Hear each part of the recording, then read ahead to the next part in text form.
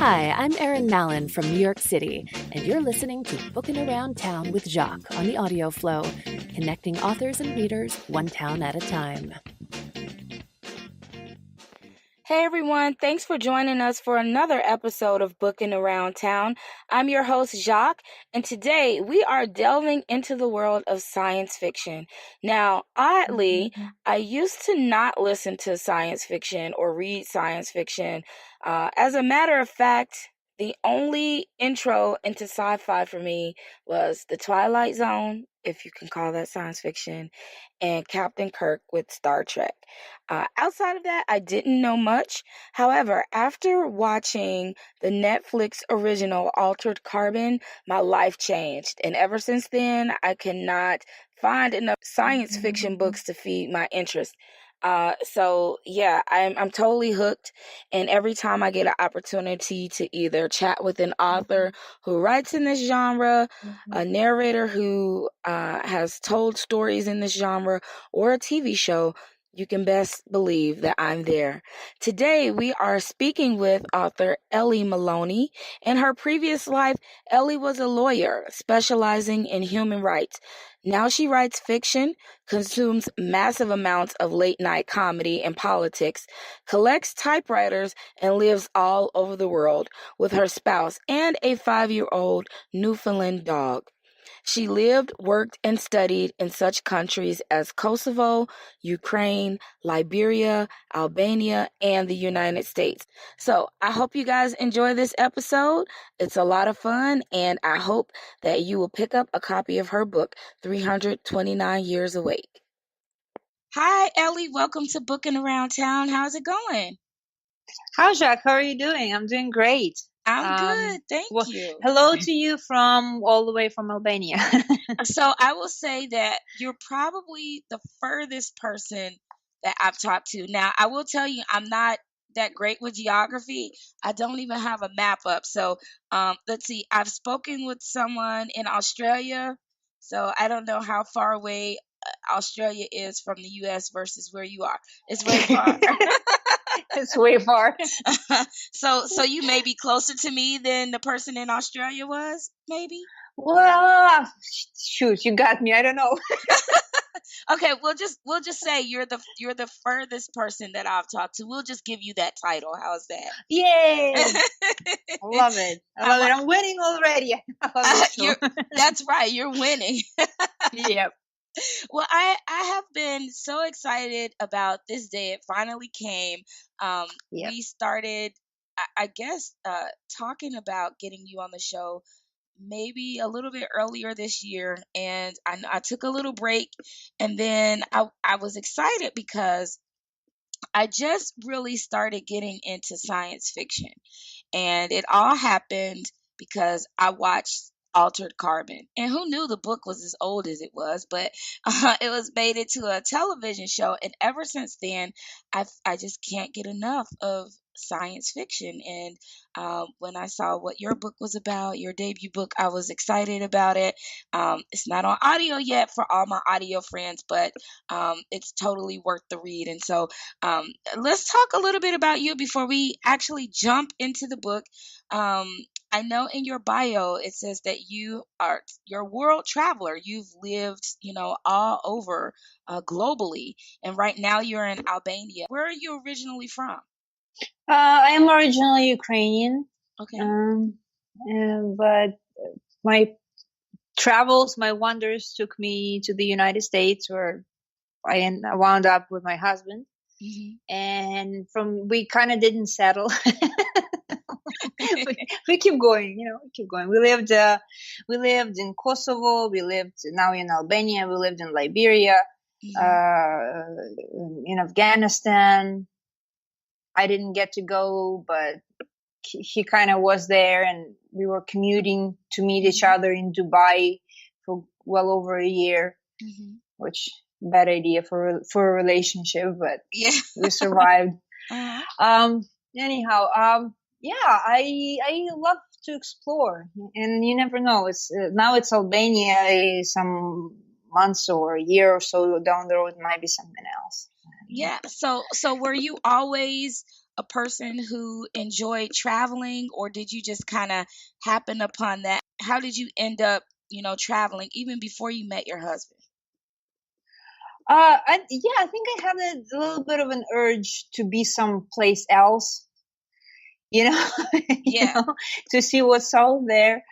And as soon as the problem is like the first part of my life, like the earlier career was connected to a steady job, to a full-time job. And as any normal person, I was like connected to my little office chair and stuff.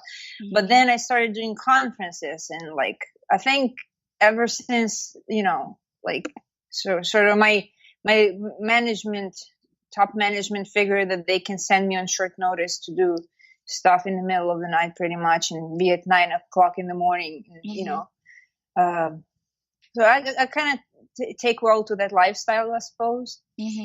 So I enjoy it. It's pretty awesome. If you have opportunities to travel, I think it's great. Yeah, and in your previous life, according to your bio, you were in law, you were a lawyer. And so, and how long were you in that part of your career? 8 years. 8 years. And it's so interesting when people, I know a lot of writers who started out as lawyers. Is there a segue in there somewhere? Well, how do you? Well, I mean, I think being a writer is a mindset. You're a writer regardless of where you are. And I think like lawyers, by the profession, write a lot. And I also did some like PR management. So I've written a lot for media, for social media, for newspapers, for like science journals and stuff like that. Different styles, but it kind of gets you in the habit of stringing words together, I suppose. But my first passion, of course, and like since I was a teenager or even before that, probably since the very first sci-fi shows I've seen or books I've read, it's like that passion never left me. It's just you need to sort of, for the legal profession and for the writing profession, you need to keep two separate like mindsets or personas. They don't really mix well, but I managed to mix a little bit on occasion as well. It kind of leaks through, my passion for sci-fi. Sometimes, but I try to keep it separate. You try to, and now you're writing full time, right? Sort of. Well, kind of. I sort of, kind of, yeah. I do try to work on my jobs, but now that I travel so much, I have more of an opportunity to do like short-term gigs and that sort of stuff. So it leaves more room for writing. Absolutely. Okay. Now you mentioned that you've been into sci-fi for a while, since you were, a child or a teenager. So what were those books or television shows that kind of gave you not the wow factor, but that intrigued you, that really drew you in? What were those books and shows? Okay, so everything Ray Bradbury and H.G. Wells. For some reason, those two. It's kind of a quiet sci-fi, but it's not as hard as Asimov, for example. But it also has that element of creative, imaginative. I don't know, like it keeps you dreaming. You can daydream about it. You can daydream and kind of live in those worlds a little bit. I don't know how to explain that. I'm a huge fan of everything from Star Trek to Stargate. Stargate was my huge passion for many, many years, and like I've watched every episode like zillion times. The X-Files, of course, every classic, Outer Limits, Twilight Zone. Oh my gosh, the Outer Limits! Yeah. I remember that show, sort of. It didn't last that long though, but it was right on the same wavelength as the Twilight Zone, right? Yep. Pretty much, man. It's like a spin-off, I suppose. I don't know. I love that stuff. There's tons of modern sci-fi that is just so mind-blowing, but to me, everything, I don't even know if I have like a whole lot of preference, but I do tend to prefer like science fiction over the fantasy list, like George Station, like dragons, like Game of Thrones is like fantasy type of thing. And I tend to dwell on more like spaceships, science, physics. Like I'm really drawn to understanding what this universe is made of. I don't know. Like at least I can try to grasp it through my imagination the best I can. So I'm gonna go out on a limb and say that you might be a little science nerd. Yeah, just a wee. Just a little bit. Yeah. Especially when you mentioned about the science, and then you mentioned earlier about research, and that is totally not my area of expertise. That's why we leave that kind of stuff to you guys. And so what's been this process like? I want to talk a little bit about, when you decided I'm gonna write a book. What was kind of your what was your process like? Did you already know what you wanted to write? Did you already have an idea? Did you plot? Did you just sit down and decide to write it? What was the whole, package? Walk us through that process. Let me just kind of wind back to the science question, and it's kind of like all connected. Well, first of all, let me tell you, I am not like a science whiz or anything like that. In fact, when I was in my high school and my middle school, I just happened to be placed in a school with a focus on science. But I don't know how I wound up there, as like how my parents placed me. I suppose, I don't know. It's maybe destiny or something. Like, the point of that was, compared to everybody else who was supposed to be there and who knew what was doing there, I was terrible. I was like, not connecting to math and science and physics and whatsoever. And I just had, I think, like, growing up and going through school, I had this inferiority complex that I don't get this shit. Like, I'm defective that way, And what I understood later, like many years later, when I'm already in a legal career and everything, what I understood is not so much the problem of me being not as bright or whatever, but I think the way my brain works, I need to see a big picture, and I need to see a vision. And from my school, I did not get that the science, the physics, the quantum physics, the mathematics, it's all beautiful, visionary, and it just explains big questions about life, who we are, why are we here. And like, somehow in my trigonometry classes, like, I did not see that. That was like a torture. My classes were torture. Real science is beautiful. It's glorious. It's like, it's very interesting. It opens your mind. Like, it's a drug of a certain kind, mind altering type of experience. And I started kind of watching these like science shows, like Through the Wormhole with Morgan Freeman. I think that was my gateway to science. You really just dated yourself a little bit. No. Well, I was not watching it as I was watching the reruns. Okay. Thank you, YouTube. I can get everything. Yeah. And in Cosmos and whatnot, and from that I kind of, some subjects drew me deeper, like physics. All of a sudden I started remembering like vaguely something from school. I was like, oh yeah, that's what it was about. Anyhow, so combine that with my love of science fiction, and so my husband and I, we live this quasi-traveling lifestyle, and I have time to write. And so this book that I published, 329 Years Awake, is not the first manuscript that I've written. It just happens to be the first one out, first one published. And so I started dabbling in, to try to string a story together. This one, though, 329 Years Awake, I was in Liberia writing it, and I had way too much time on my hands. I could not find myself like a decent job while my husband was working. And I was like, okay, so maybe this like universe tells me something right now. So I need to use this time productively. And I just sat down to write full time every morning. I written my certain amount of 1,000 words, like 3, 2, whatever, whatnot. And I've written it pretty quickly, but I tell you, I didn't have a blueprint for it.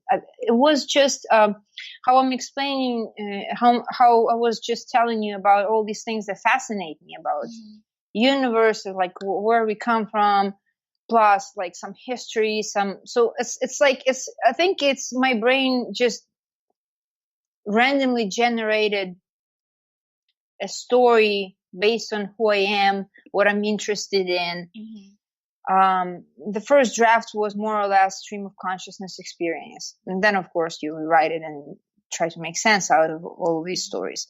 But if you look through my book, it's like, it's a little bit scatterbrained that way, not because of lack of structure, but because I just had so much pent up stories and science fiction, and I just felt like all like, okay, and I need to tell about this and this and these ideas and these ideas. So it's like very multifaceted, turned out to be a little bit. And it's a history, it's science, it's whatnot. Everything all wrapped up in one. And what I want to do is I want to read the blurb to everyone so they can have an idea of the story. And don't be nervous by the book cover. I mean, it does kind of give me it's not creepy, but it reminds me of like when the old Star Trek with Captain Kirk, and they would like go and meet these other species and stuff like that. Perfect. So that's what I'm happy.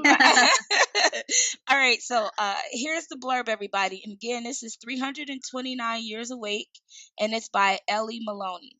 What if reality had a reset button and assessed through consciousness?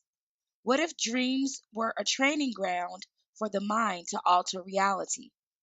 What if, of all species in the universe, only humans possess this ability? And what if some forces in the universe were so terrified of this ability that they sought our extermination? Okay, first off, so now we're the haunted, which kind of creeps me out. Okay. Well, let me just kind of break it down a little bit. Okay, break it down. In my story, humans have this ability to change reality, to basically mold reality through consciousness, to pick an outcome of an event, to interact with the surrounding, in very meaningful way. But the catch is that as humans, we don't know how to, we are very young species, and we don't know how to use this ability. Our brains are not quite developed for it. But these other species who discovered humans and discovered our ability, they actually know this, and they are absolutely freaking out because in their laboratories, they see what a fully oscillating human consciousness can do. It can literally will into existence like water to wine and whatnot, and any sort of like biblical or medieval miracles and like things that like should be impossible. And so aliens are using this planet, our planet Earth, as a giant laboratory research, because they know that to fully understand this ability, they need a science project of this huge of a scale and just let it unfold, have evolution and genetics take over, and certain research samples will have better outcomes, because they tried it every other way. And so they finally decided, okay, we need to have them evolve. We need to see this in a natural setting, because otherwise consciousness is a thin, tricky, flimsy type of thing. You can't really quite force it in a laboratory setting, Right. Yeah. And so while humans, we just live through our life and we don't understand why do we have these cancers or like autoimmune deficiencies and all sorts of kind of weird diseases, like that seem to be plagued like certain populations more than others. And also some random events occur, and like I tied in with the ufology research that is so abundant now, and basically aliens know about our ability, and the danger to humans is because they're when the book takes off, they're in the middle of deciding what to do with this research, with this experiment, because humans are really close to, and there's like a lot of humans who actually kind of tapped into this ability. And this is a weapon that there is no counter weapon to that, because aliens do not have that ability. They don't understand how humans are connected to the universe. In what way? Why humans? What does it mean about the existence of everything? Why them? That sort of thing. And so there is a political infighting whether to just like destroy the entire research because it's dangerous. It's playing with something that they may not be able to counter eventually pretty soon. And so, drama unfolds from there. When I hear this story and you mention aliens and humans, and for some reason I feel like the humans are the aliens and the aliens are the majority, and we kind of just, they found us. And it's sort of like the flip side of how we usually see science fiction, where the human goes out and explores and they run into these aliens, and they're probing at them and trying to figure out what's going on. And in this story, we're the ones being under the microscope. Exactly. And you said a lot in there, touching on the full potential of the human race and how they're able to change things, how they're connected to the universe, which I do believe in some way we are connected to the universe and our surroundings, and we are able to, I don't say move stuff with our mind, although somebody might be able to do that. And my thing is, when I watch movies or I read books like this, I'm always fascinated about how the person conceptualizes what they're writing or what they're seeing, because I always feel like if you can think about it, it probably exists. Our brains are so interesting that I don't think everything that we come up is made up. I think that some parts of it are true. What do you think about that? Oh, I'm all with you on that one, because what if it's just the tip of the iceberg? As a race, compared to the time limits of the time frame of the universe, what are we? Like, it's just tiny speck. For those of you guys who fans of Cosmos, the science show Cosmos, the very first episode opens up with the time frame of the universe, and if the morning would be the Big Bang event, the humanity, so basically the whole length of humanity is like a nanosecond in a day kind of thing. We're so, I wouldn't say insignificant. So I kind of struggle in my book with the fact that we are significant and insignificant in, the semantic of that. What are we? And, if you think about the history of discovery and evolution of science, why is quantum entanglement, for example, is called spooky action at a distance? With the whole quantum physics is counterintuitive and ridiculous, and how things can be at two places in the same time. How can be simultaneous communication between particles? How across and the distance seems to be absolutely irrelevant. So no amount of distance apart, particles seem to be able to communicate information to one another. What's the mechanism? And to take it one step further, I do take this oscillation in my book, Disability of Fictional Ability of Humans. It was inspired by actual science of Roger Penrose, who's a physicist. He's a genius. He's a mathematician and genius, and his theories are really audacious. But he's not a, like, what should I say? If you see him ever like on YouTube, he's a super conservative, seems to be guy, like no nonsense mathematician who wages every word about consciousness and our human potential very carefully because he cares about his science credentials. Right. And what he came up with, and the conclusions he came up with, okay, like get a drift of this.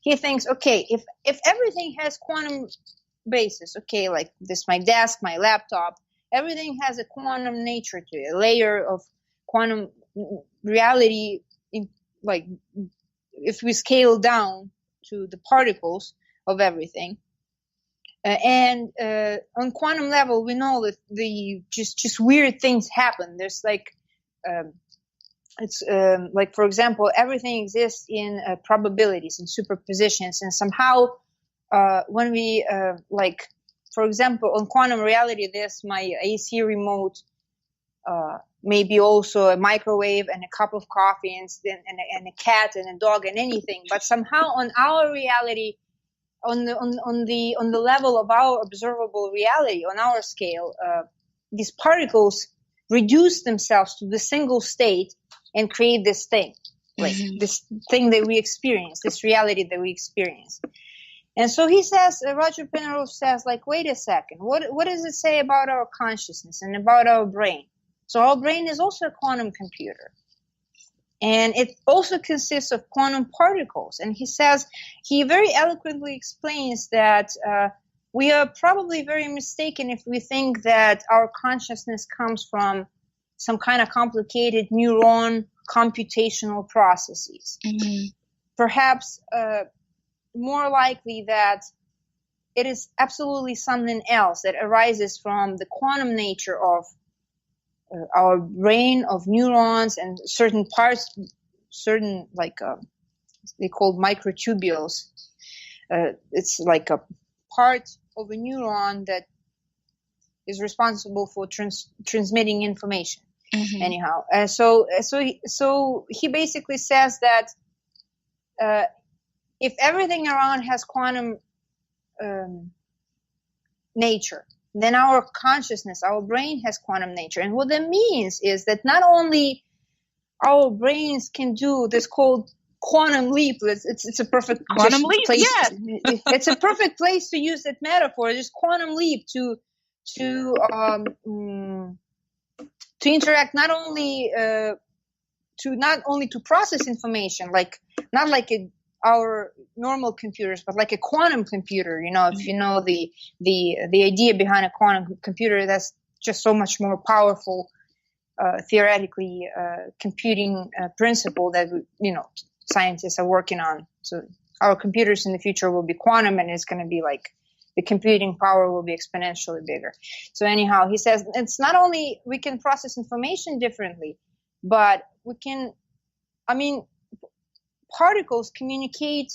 There's like on particle level, there is no this artificial boundary, which is my brain or myself or my body. Like we are not separated from the universe on quantum level. Particles of my body communicate with this cup of coffee, with you across the universe, So he was kind of messing with that. What does it mean to our mortality, to consciousness? And basically I was toying with these ideas in my book and trying to, in my little way, to put it into the journeys of characters, trying to struggle with disability. If that makes any sense, my apologies if I made it. I'm like you got it. I'm a science nerd. I can't help myself. You are sometimes. Everybody. Yeah. If you didn't understand what she said, don't feel bad, because I'm sitting here like, I got some of that part, but some parts of it, I'm like, I'm going to have to go back and listen to this episode while I'm reading the book so I can understand. But I get it. some parts of those I can reduce down and make it make sense to me. And I just, again, like I look at all of these different things and these ways that our brain again conceptualizes these other things that we may not have thought about 30, 40 years ago, but now we're coming around and we're saying, we have these creative ideas we think are creative, which really it could just be this is how it is. And now, because of the way technology is going, the way the world is going, it seems like it makes sense. And it's not so much of it being fiction. And I can put that with a lot of kind of other things. Like there was this, I don't even remember what it's called, but there was this big thing about, I don't know if you heard of this, but there's this book. It's the Berenstain Bears, right? There's this theory that there's two parallels. Weird. Seems weird. Two parallels. And there's a group A and a B. A remembers the books being Berenstain, spelled Berestein, and everybody else is like, no, it's always been Berestain.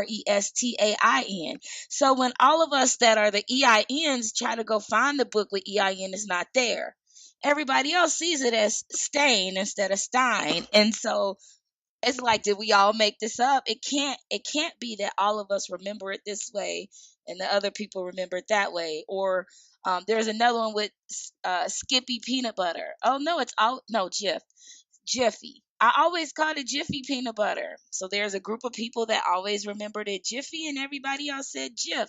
And there's like this parallel of, and you think about it and you're like, I didn't make this up. And so when I read books and science fiction, I'm like, okay, there's some truth to some of these things, and we can't just make it up. There probably are two parallels. I don't know.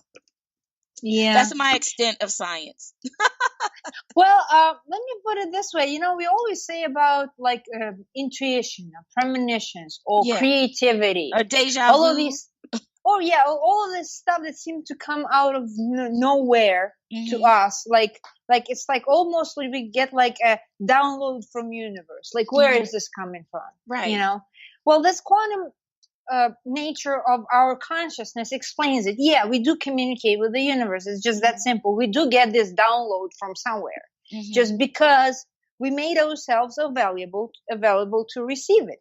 And it sounds very loosey-goosey, unscientific, weird crap, very artsy, very, oh yeah, you science fiction writers. Well, to all of those skeptics, I just want to say that I have Roger Penrose, and he is a very boring genius mathematician from England, and he is not knighted, but he received some really amazing award from the Queen. Okay, so talk to the hand of Roger Penrose. That's all I have to say. I don't know science to that extent, but I am on the shoulders of the giants who do understand, and late Stephen Hawking and all of the people who inspire us so much. And I think that, like I mentioned earlier, I think that society is becoming more understanding or susceptible to realizing that some of these things are true. It's just kind of like, back in the day, people would argue between science and religion. Well, they both interact with each other. There's parts of religion that falls into science, and part of science that falls into religion, and you can't have one without the other. That's just my personal opinion. They both run parallel to each other in some aspect. And so, now again, we're seeing things happen. It's just like, and this is just something small. I used to love the Jetsons, and I tell people about this all the time. Are you familiar with that cartoon? You know what the Jetsons are? No. Okay, when you get off YouTube, because you said that YouTube was your friend. When you get a chance, go look up the Jetsons on YouTube, and you will see. Now, this show, it's a cartoon that came out in the 70s. There was a talking computer. George Jetson would go to work. He would talk to this computer named Rudy. We didn't have talking computers then. He also had a TV that did reflected in 3D. We didn't have that then, and now we have it. He also had a phone on his watch where you could see the person well, look, Apple. Phenomenal. So, you know, it's like, Phenomenal. how did this person, where did he get this idea from? And now you see 30, 40 years later, it actually happens. And so that's why I said, you know, we see things that we probably thought, oh man, that's kind of neat. One day we'll get there. Well, we're closer to the flying cars now than we were 30 years ago.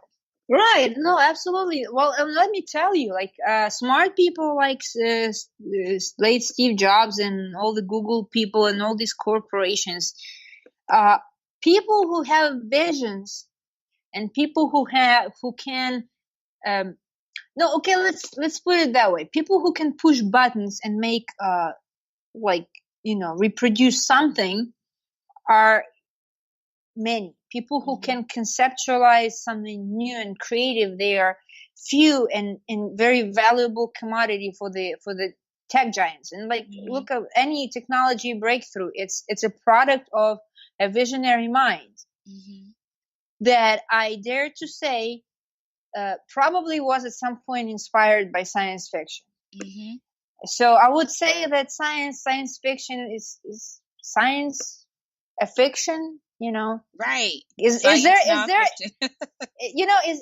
is there science without the fiction aspect of it? Because like, what scientists do, okay, so they get a bunch of data, okay, numbers, they have an observation, something in their laboratory behaved a certain way. What they need to do, they need to come up with hypotheses. And what is as a hypothesis, like, is either this or that or that. Now you use your creative process to analyze, to understand the world, and you need to make sense of it. You can make any amount of gibberish conclusions out of your data, but it's up to a human mind to process and understand and make sense out of the just raw science, Otherwise we wouldn't have all of these theories and Einstein's equations and whatnot. Right. Yeah, it makes sense. Takes a creative brain to imagine that the Earth is not flat. Although, speaking of flat Earth, what the hell? What is going on? I don't know. It's a slight tangent. It's just my little pet peeve. People, what's up?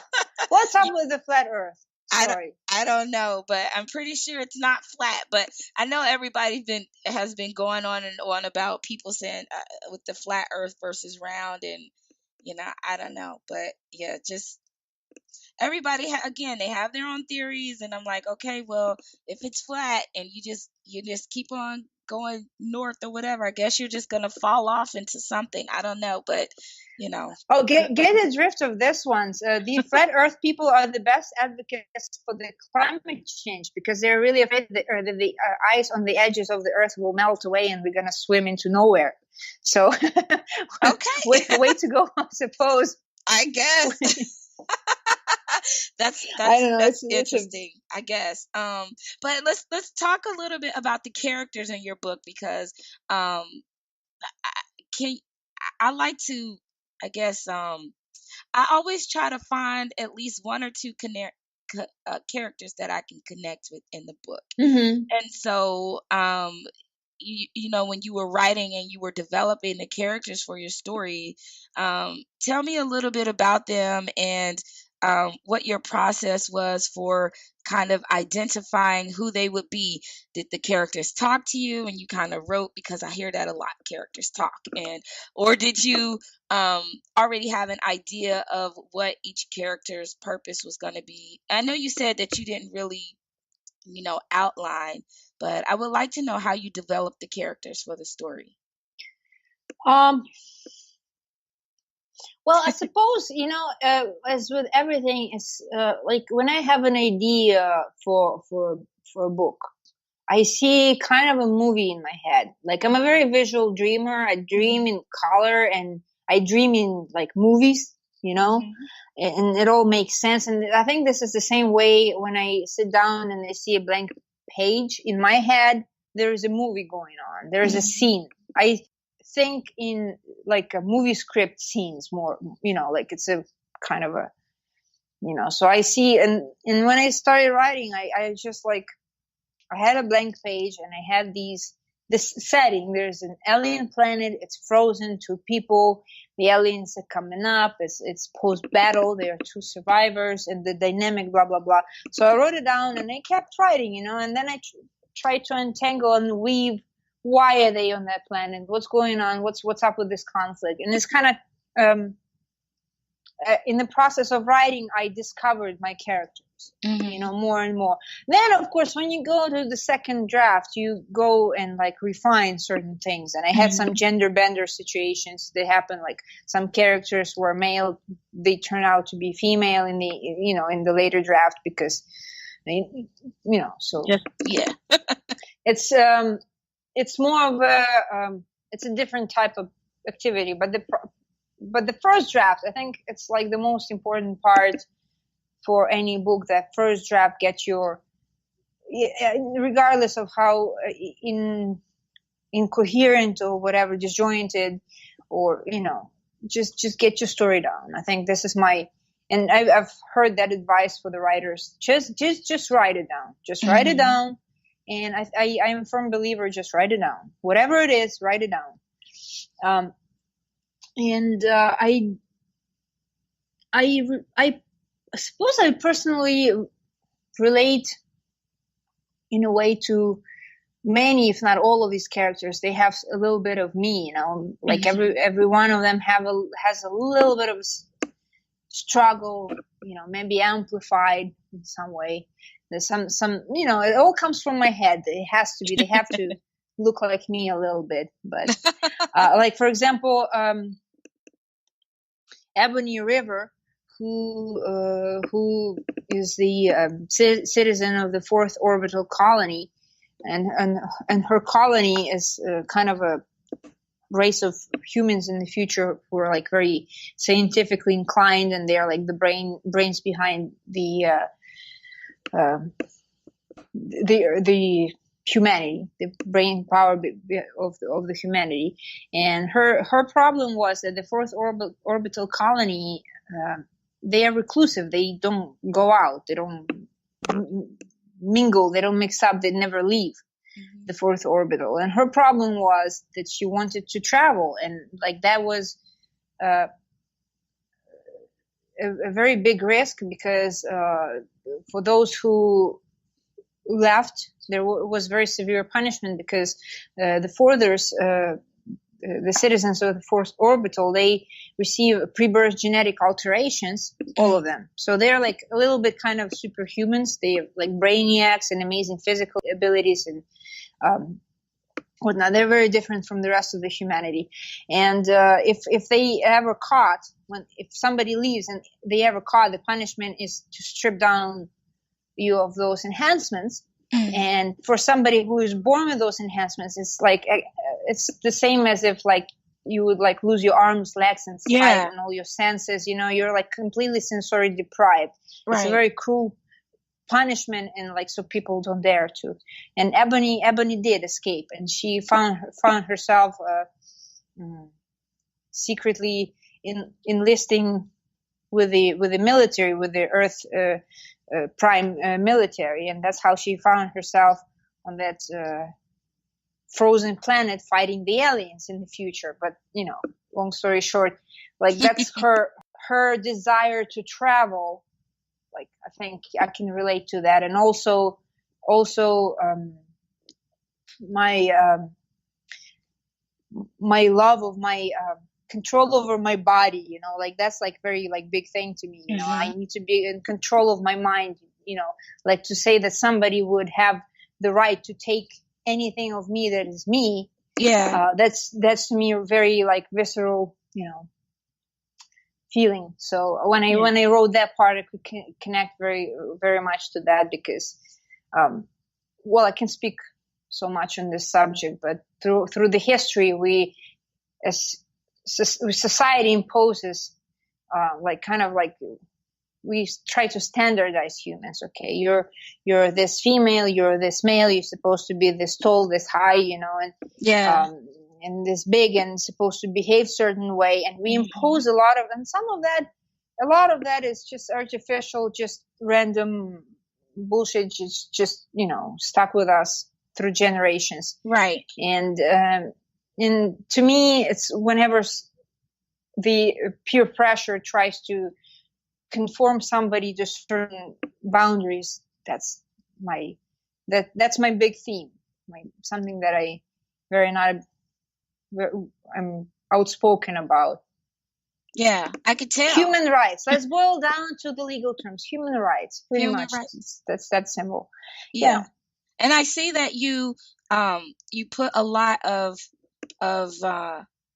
your passion into this story, and I could tell just by watching you explain that character. And so I really can't wait to get my paperback copy, because I want to actually hold the book when I read it. It's just sometimes you just need to hold a book instead of going through the Kindle version. Absolutely. So take a look at this one. There it is. Oh, it's so nice and pretty. Look, yeah, it's on your way. It's on your way. Just Yay. It's on its way, everybody. So I have a copy for myself, and I think I have a copy that we're gonna do a giveaway. There's a lot of artwork. There's a lot of artwork in it. Some of it is commissioned artwork. Some of it is my artwork, and so like the layout for me was a project of itself. So did you format your own book? Yeah, that was quite a big project of itself. Like these two are the opening chapter is my artwork, so I created those characters. Some other so each chapter opens up with a little thumbnail, little artwork. Oh, and that's nice. some of them are by Akiko Kobayashi, who I met over the internet. She's from Japan, and she made some sketches for me. We've collaborated on that several times. So yeah, that's I had a lot of fun. I look forward to having that book in my hands. And so this was your first book, 329 Years Awake. So are you currently working on the next book? Is this a series? Was this a standalone? So what's next for Ellie? There is going to be the second book, 329 Years of War. Okay. And it's coming up sometime, within a year, I suppose. So you guys have time to catch up on the first one. And that's it. It's not going to be like a never-ending series, because that's it. I think I was kind of debating 2 or 3 books. I think I'm going to keep it to 2. Okay. Yeah, so we have time. Mm-hmm. And so I'm working on that one right now, and I'm in process of. But I have pretty good idea where it's going this time around, so it's a little bit different. And I do have 2 other manuscripts that I keep trying to find time to finish. So it's totally different series. Same genre? Science fiction, no, but it's like totally different and more like cyberpunk, dystopian science fiction, more Blade Runner-ish feel to it, Okay, nice. I'm excited about that too. So everybody, I really want you to go and pick up this book. We're going to give Ellie a chance to do her last push there, but you guys know I always have to end with some kind of game. So we're going to do one round of heads up, but before we do that, we're going to do 10 questions with Ellie. Okay, you ready, Ellie? Cool. 10 questions. Yep. Okay. Go ahead. Kids or animals? Which ones do you have? Oh, I do have animals. I have a dog. Oh yeah, what kind? Newfoundland. Oh yeah, I saw that in your bio. Is it a big dog? Is he kind of big? It's pretty much as big as they come. Awesome. Yeah. Awesome. Are you a wine or a beer drinker? Or no, neither? Both, but I try not to overindulge. She said both. It just depends on where you at or your mood, right? Beer. I mean, the problem with beer is it's awesomely delicious, and beer in the United States is freaking the best. People do not believe anybody right now. The United States microbreweries is absolutely, I think, the revival of beer, just point blank. Like, Wow. Seriously, like, you would think like Germany is supposed to be, and yes, of course, Germany and Czech Republic and, Europe has great beers, Belgium and stuff. But what microbreweries in the United States do right now, the IPAs and all of that, it's phenomenal. So yeah, beer, absolutely, yes, on occasion, but it is very high calorie, lots of carbs. Mm-hmm. So. But you hear that, everybody? The U.S., somebody actually likes us for something, and it's alcohol. Score U.S. U.S. beer. It helps to like U.S. for everything else, when you have good alcohol handy. Like, oh my gosh, that's hilarious. I love it. Okay, favorite book that you can read every day for the rest of your life? Dance, Dance, Dance, Haruki Murakami. And what is the book about? It's kind of a fiction. It's very bizarrely weird fiction. It's metaphysical travels of one Japanese dude who's kind of a loner, has a quintessential Japanese personality. He has no name. It's I. It's from first person. And he is in search of his lost girlfriend, I suppose. Yeah, and then he ends up in metaphysical places with talking goats that guide his way, and it's just bizarre. I don't even know how to. It's very Clockwork Orange meets Japanese aesthetics. I love it.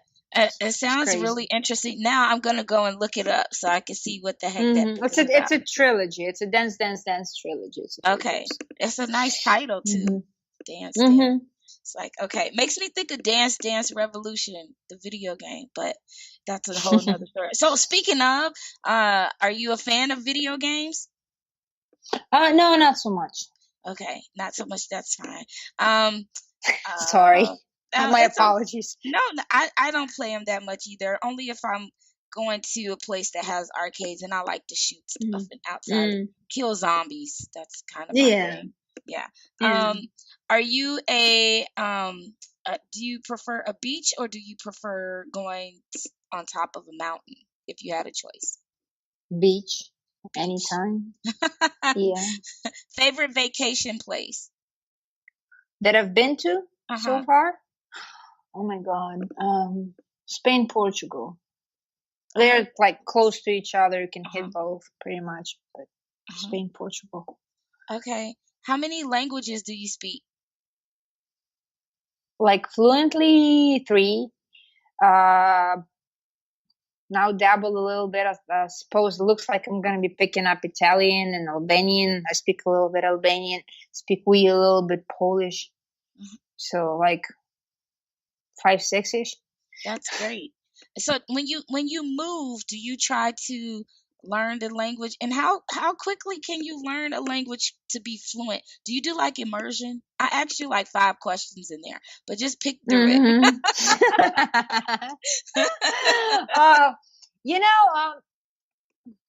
It's hard to say. Okay, I forgot Spanish, so it's like throw Spanish in.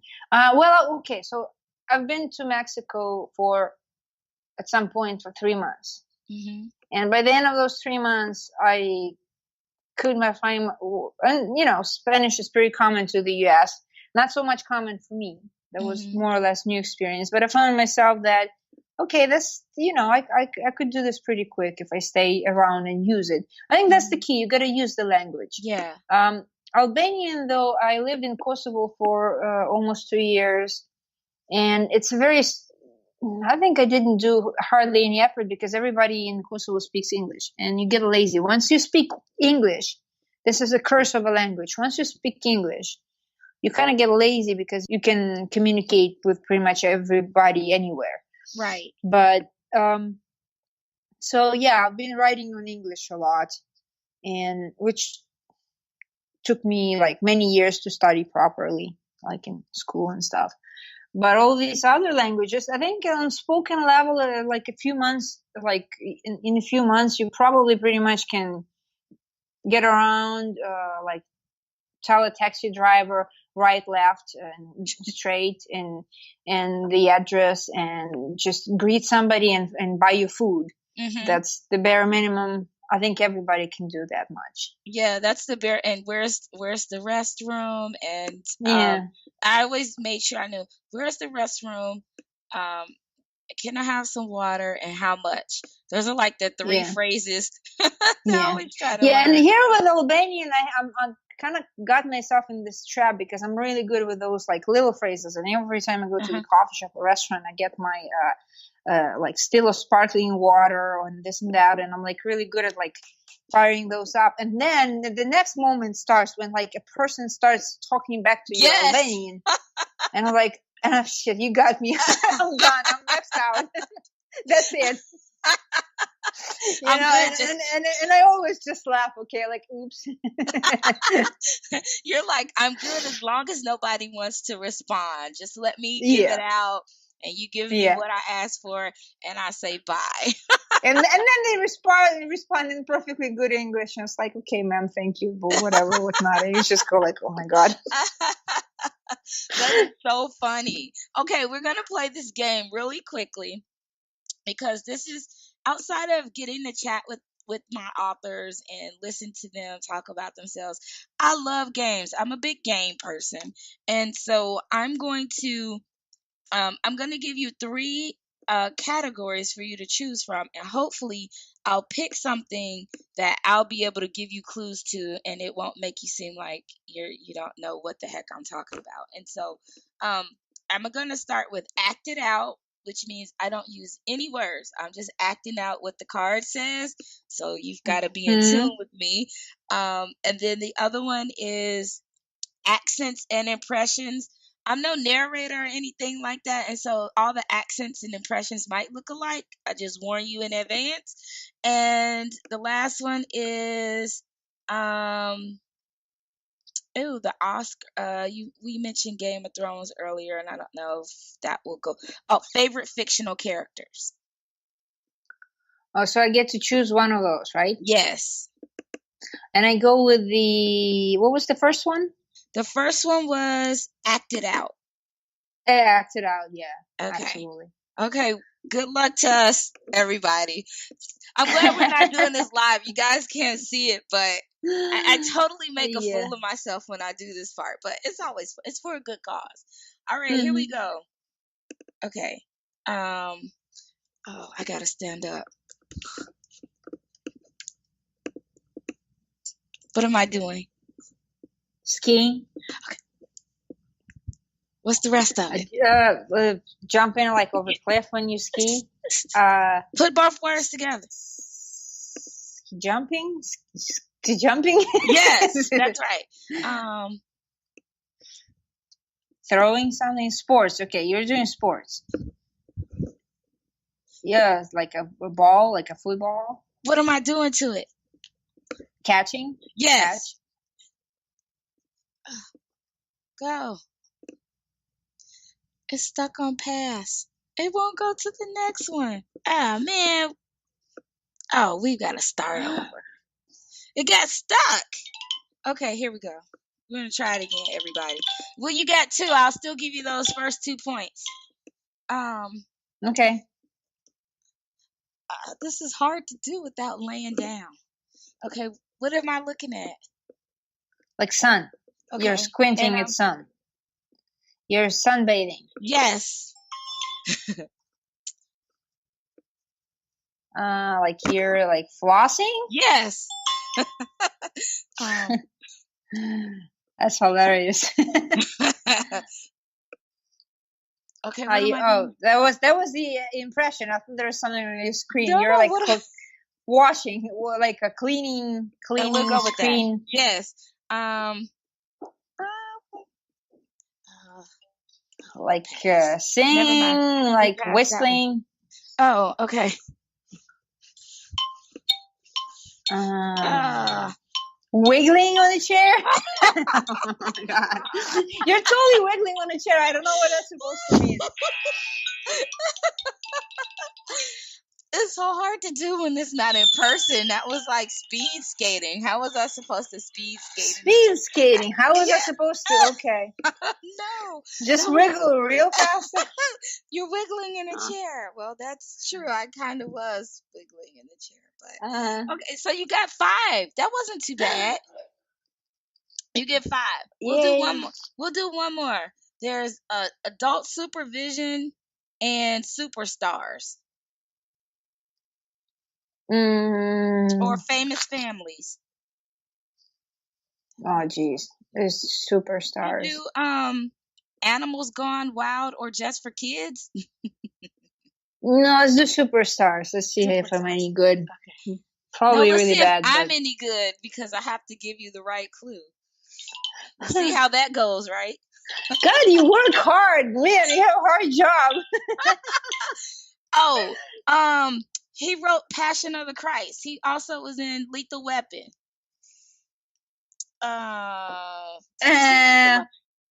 You don't know who that is? Oh God, what else did he? Really? You never saw Lethal Weapon?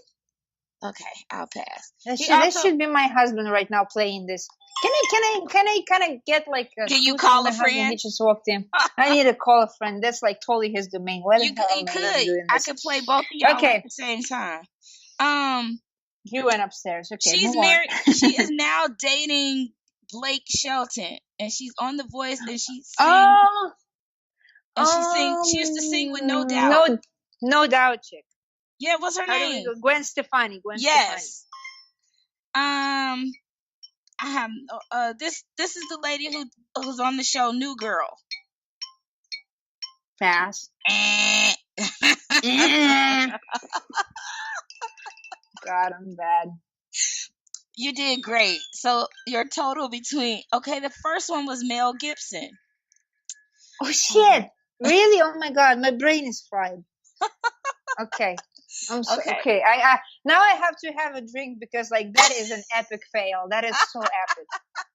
You gotta be kidding me. Seriously, I'm that fried. Oh, that's okay. I'm gonna let you do a rematch when I have you back on the show. So you just right. You gotta practice. I'm gonna study hard. Oh my gosh, that is so funny. All right, Ellie, before we go, I want you to let all of the listeners know how they can find you, where they can find you, how they can find out about your books, and what we call is professionally stalk. So you get the last few minutes. It's all yours. Yo, feel free to stalk me. Stalk me all you want. I'm everywhere. I'm Instagram. You can pretty much Google me and find you whatever for favorite social media. I'm on Twitter. On Instagram, I also have a fitness account now. So Ellie Maloney _fitness. There's a new one, but there's Ellie Maloney fiction. On YouTube, there's some stuff in there, my videos, and it's really scatterbrained, but it's all me. My book, the important part, people, my book is on Amazon. That's all you need to know. Go there. That's all you need to know, everybody. and once you get my book, at the end there is like a really cute card with my really spooky picture. For some reason, I took a professional photo with light bulbs, and it's really spooky. It looks like I'm a vampire, Morticia or something. It. But there's also my social media stuff, my contacts. Awesome. You guys, her picture is absolutely beautiful. I love the picture. I also like your Skype picture with the blue hair. Yeah. That was pretty fun. So yeah. Ellie Maloney. Oh yeah. Speaking of EllieMaloney.com, there's a website as well, like blog website. You can find everything in there too. So anyway, just Google me. Just Google her, y'all, because she's Google worthy. That's your new hashtag. Google worthy. And I want to thank Ellie so much for hanging out with us today on Bookin Around Town and getting to talk about science nonfiction, which is, we should just call it just science nonfiction because it's really real. Science reality or we're gonna change it from science fiction. We need to come up with a new term for science reality or something. I don't know. Let's work on that, Ellie. Me and you. Yeah. We We got need to that. find a good word for that. Yeah, that's our To homework. coin a term. Yep. Yes, we're gonna do it. Well, And- Jacques, thank you so much. It was like such a thrill. I had a fun time with you. Well, good. I'm glad that you were with us today. And everybody, don't forget to go and follow us on Facebook at Bookin Around Town. Also, you can find us on Twitter at Bookin Around TWN and Instagram at Bookin Around Town as well. You can go find this episode and other episodes of Bookin Around Town on iTunes, iHeartRadio, TuneIn, and Google Play. You can also find us on our website at theaudioflow.online. Until next time, everybody, remember, keep booking.